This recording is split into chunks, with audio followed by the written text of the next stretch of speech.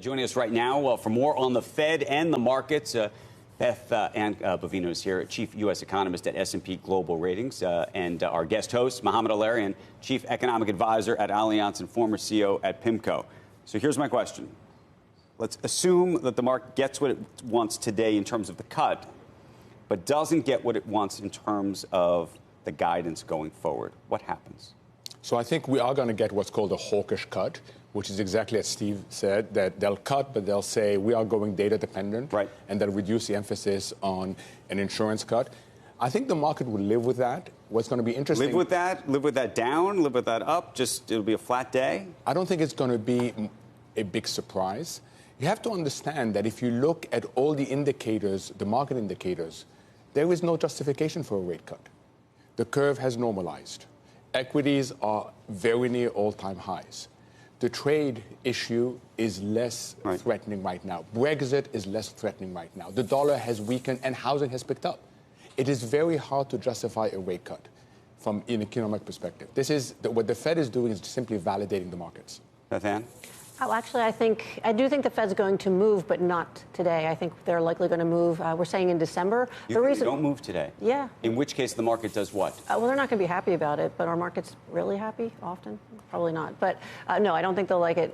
In terms of the reasons why behind it, one thing I agree with what Mohamed said on all the other fronts, but I would also add that inflation is starting to warm up. If you look at CPI core, it's now a year-over-year 2.4%. You've even seen core personal consumption expenditures deflator also now up a bit. It's like 1.8, getting closer to the 2% line. So I think that might give the reason for the Fed to hold off. I also would say that the Fed is rather divided.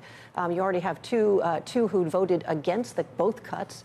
And I suspect they'll be even louder. I think the Fed's going to ask for patience, and I think Powell is going to ask for patience from his members as well. I don't think you're totally wrong, but I don't know what's going to happen. The reason I say that is over the past couple of weeks, and Steve Leisman's reported on it, and so many others have sort of tried to suggest that inside the Fed that there's this massive debate, which I think is a signaling tactic to the extent that people are being open with reporters about where they stand. But it hasn't worked. I mean, the market's expectations is 90% cut. I agree with her in terms of what the Fed should do. The Fed should not cut. It should wait.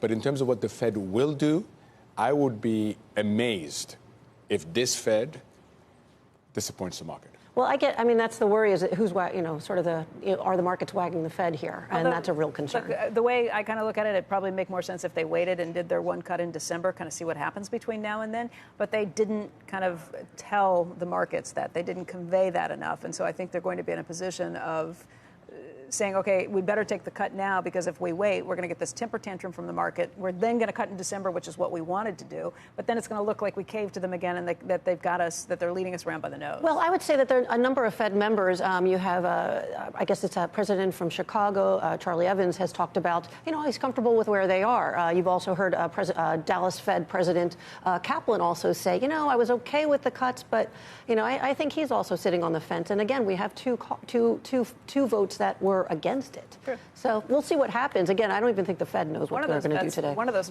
votes against it, though, was because he wanted much deeper cuts, right? He wanted to cut 50 That was basis Bullard. points. That was Fed President Bullard, and he now said, I'm okay with 25.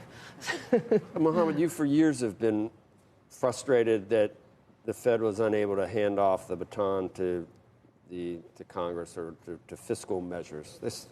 We have less going on there than ever, because it's all focused on one thing. We're not even going to get USMCA probably.